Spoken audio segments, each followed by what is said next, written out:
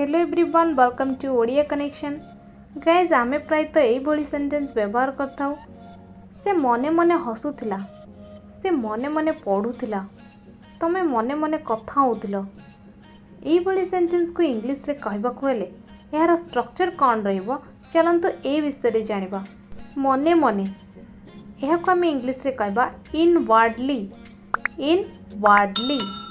यार स्ट्रक्चर होची subject plus helping verb plus inwardly plus main verb plus object आपण को सब बेले ध्यान रखिया पड़िबो हेल्पिंग वर्ब और मेन वर्ब टेंस अनुसार ही व्यवहार होबो।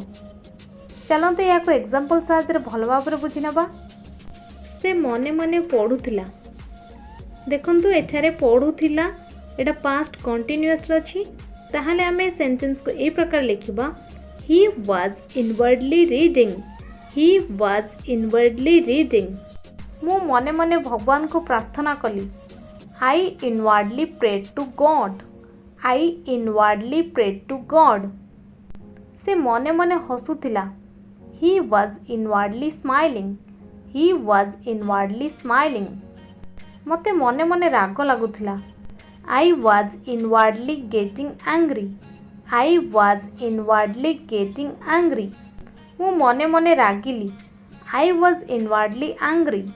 I was inwardly angry. से मने मने कथा होउथिला She was inwardly talking. She was inwardly talking. तमे मने मने कथा होउथिलो कि Were you inwardly talking? Were you inwardly talking?